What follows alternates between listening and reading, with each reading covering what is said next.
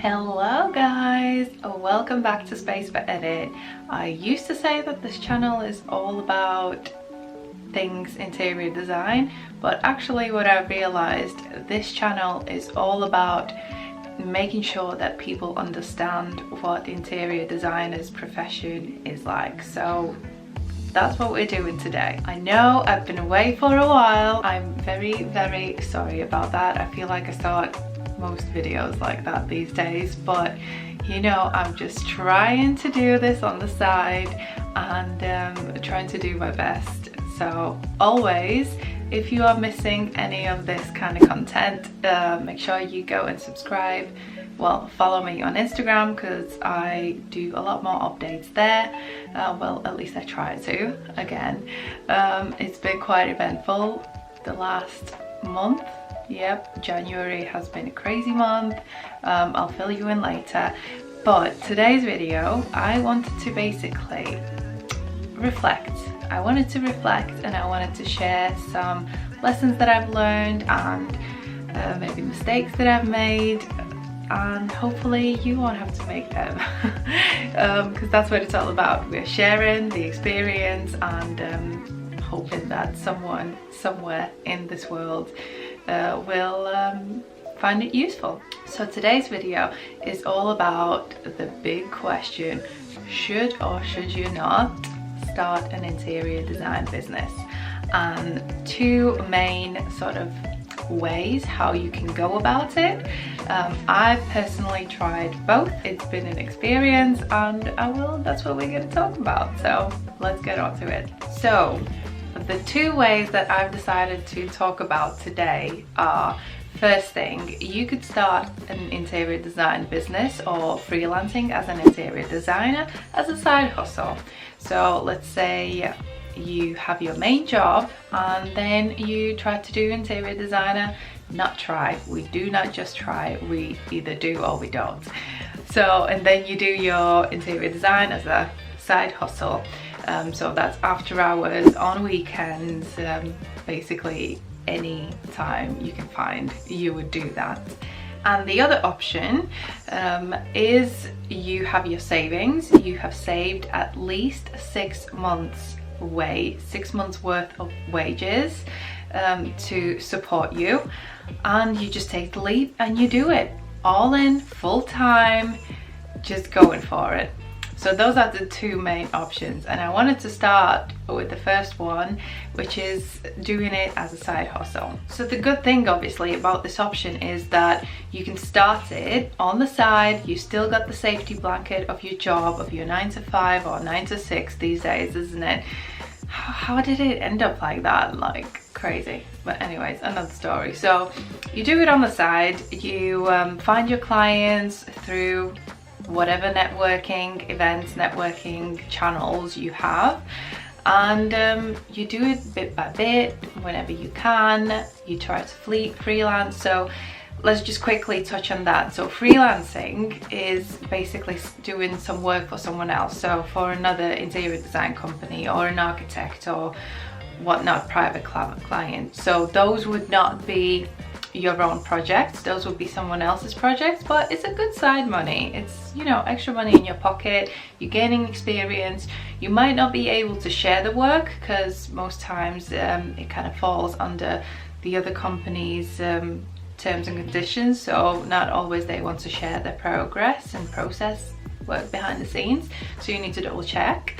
So that's freelancing. And then doing your own business, which is more self-employed, then you actually have the power to control what you share, what you don't share, how you go about things, and you know, you are the main contact between the client and yourself and your work. So yeah, you can do those things on the side.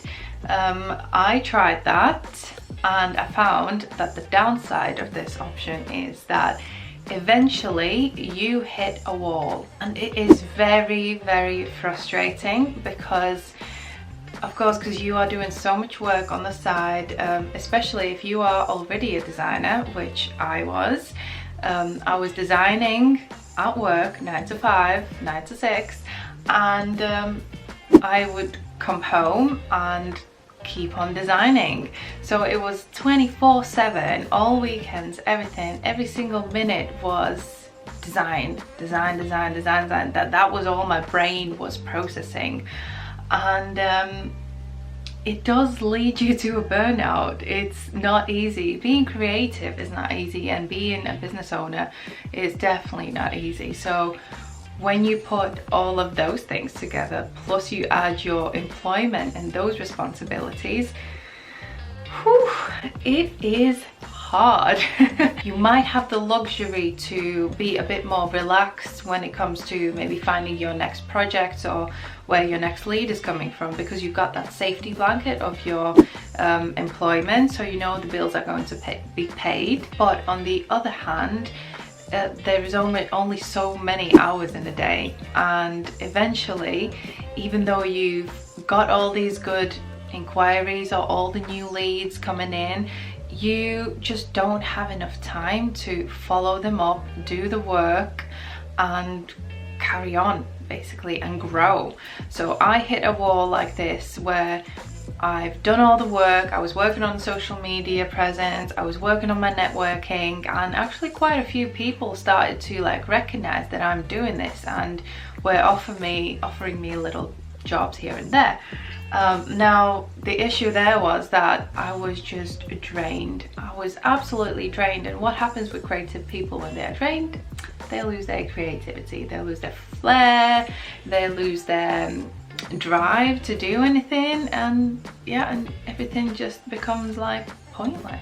So if you are thinking about this option, then just make sure that you are aware of the fact that you are going to be working a lot, and it's going to be a big pressure. So think about your family, think about the things that you kind of like to do. Do you like to be like social and on the weekends go out, or on weekdays, on weeknights you like to come home and kind of put your feet up and just really relax with your family and catch up with that?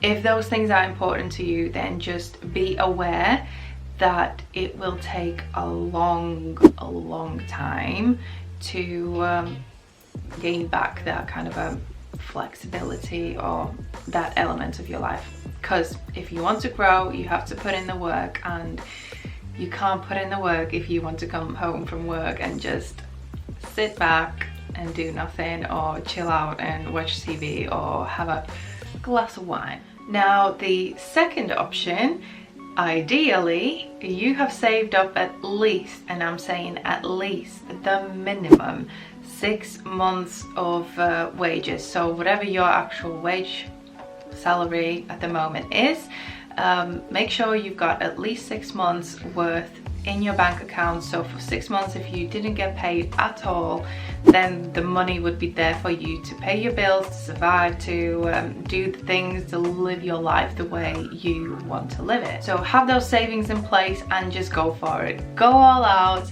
start from scratch, start from zero, and just make it work for you. Now I tried this option as well, and here's what I found out.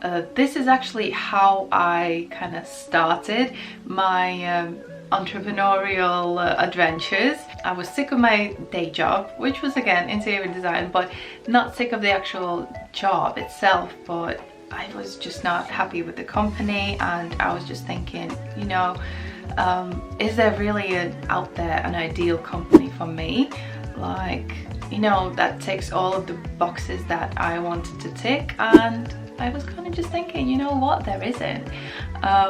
So I just went all out. I had few little jobs kind of lined up for me, but I definitely didn't have any savings, and I definitely didn't know anything about business and how things happen in the business world. So I went all out, and soon enough I realized that, you know what, this is not going to be that easy. It is very likely that your interior design business is not going to skyrocket straight away.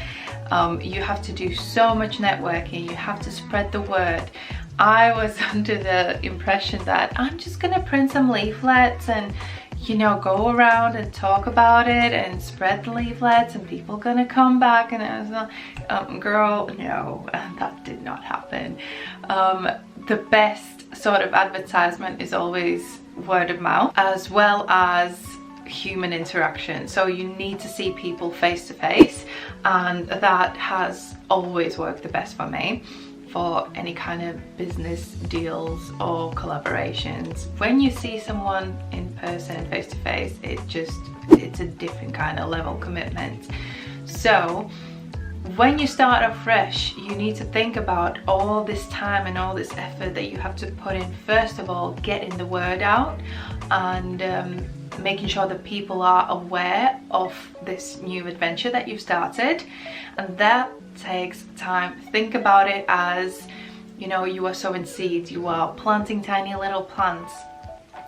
It takes time for it to grow roots. It takes time for it to actually even peep through the surface of the soil, and then it takes time to actually grow into a bigger plant. And I don't know, if it's a tree, then, you know, it takes years. So this is where your savings come into play, because you are going to be spending a lot of time networking and talking about your business, spreading the word. You will actually not be able to do real work unless you have some projects lined up. If you do, perfect. Just again, be aware of the fact that the cash is coming in, that those are not just like promise jobs. I've had quite a few of those, and I always say, unless it's black on white, unless I can see the money in my bank account, this project is not happening. It's quite a pessimistic way of looking at things, but it's actually very true.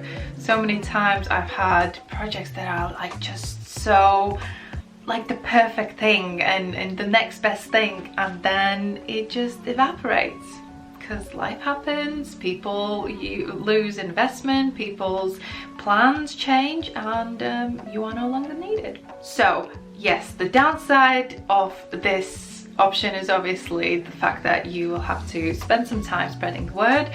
And let's just address the elephant in the room. No one, okay, well, not no one, but for most of us, saving up 6 months worth of wages is probably not the easiest thing to do. Let's just face it, there are a lot of other things in life that we need to save up for. A lot of things go wrong, and our savings or money that we wanted to maybe put aside usually gets spent like on fixing a car or dealing with someone in the family, or helping people out, helping your friends out. So it is hard. So yeah, when you find out how to save up 6 months of wages, can you let me know? Because I would love to know that. And obviously the upside of this kind of option is the fact that you're going to have all the time in the world to work on your business. So you can see where it kind of comes into play. The first option was that you don't really have much time to work on your business, but you got that financial safety. And on this option, you've got all the time in the world, but you probably don't have that financial safety there in place. So that's kind of a quick breakdown or quick sort of recap of how you could start your own interior design business. Now I wanted to share a bit of my own experience, because that's what we do on this channel. We care and we share. So I actually started with the second option that we talked about. So I didn't like where I was working, so I was like, right, I'm going for it. I'll go all out. Like I said before, I had a few jobs lined up, but nothing major. Definitely nothing like 3 months worth of work or anything similar. I didn't have any savings. I was quite unaware of how business is run, basically, and I just went for it. And obviously I found out very quickly that things in life don't happen the way you plan them. A lot of things go wrong, and you always need a plan B, C, D. So when I found myself in quite a lot of debt, and the money was running out, and I couldn't pay my bills, and life gets very sour when you can't pay your bills, trust me, and the passion goes. So what I did, I decided I will go back into employment, and that's what I did. Basically went back, started working as a part-time interior designer. 4 days a week, so that meant that Fridays, Saturdays and Sundays I could work on my own business, which at first was great. But obviously, as we talked about before, if you are starting an interior design business as a side hustle, then it is a lot. And that's where I find myself in. I was burnt out. I basically just lost interest in everything. Clients were letting me down. A lot of people didn't pay me and still haven't paid me. I ended up letting clients down simply because, again, I was just not being able to put my all in, and there was just not enough time. So we as interior designers, we are perfectionists. If we ever feel like we are not doing a great job, it's quite off-putting. So yeah, letting people down, that was quite hard for me to take. But anyways, you know, life happens. People have let me down, like I said before, and it's just how karma works, isn't it? What goes around comes around. So I've tried both options, and what's happened now is that when I hit that wall, when I figured out that I can't really grow my business without either a further investment or myself just going all in, I actually, somehow, universe sent me a promotion in my current job. And that meant that I will have to be a lot more committed to my role. I am senior interior designer now, which means that you take on a lot more responsibility about projects, about teammates, and just generally in the company you get more involvement. So I just said to myself, right, it's decision time. Whether I go all in on the employment or I go all in back to doing my little side hustle. I have gone for the employment. It's been my first month in this senior designer role. It is a lot, but I am growing like immensely. I'm learning every day. I'm taking on things that I would have not taken on before. And what I have actually realized that maybe, just maybe, I have the chance to now create maybe the perfect company that I would love to work for. So who knows what's going to happen. I definitely still have my entrepreneurial spirit. I've just actually recently started another side hustle, but which is completely different from interior design. I've passed the dance instructor course, which I'm sure those who are following on Instagram, you have probably seen snippets of that, and I absolutely love it. I've loved dancing since day one, so that sort of a side hustle mentality is still there, and entrepreneurial spirit is still there, but at the moment I am just going to be sticking with one job. So that's that. I hope you enjoyed today's video. Can I just say a big thank you to all of the new subscribers. The channel somehow has been growing for like the last 2 months when I've not really been able to post much. The channel's been growing on its own, and it's insane, and it's amazing to see that so many new people are just joining in and excited for the new content. So yeah, that's it for today. Let me know down in the comments below if you have any more questions regarding to starting your own business. If there's more questions, more similar questions, I might make another video and share my thoughts on it. But apart from that, that's all for today. Make sure you follow me on Instagram, like this video because that helps with the algorithm, and if you're not a subscriber yet, then go and subscribe. What have you got to lose? Oh, and make sure you hit that little bell button right next to it, because that's going to give you a quick little notification whenever a video comes out. Okay guys, hope you have a lovely day and hope this video was helpful. I'll see you in the next video.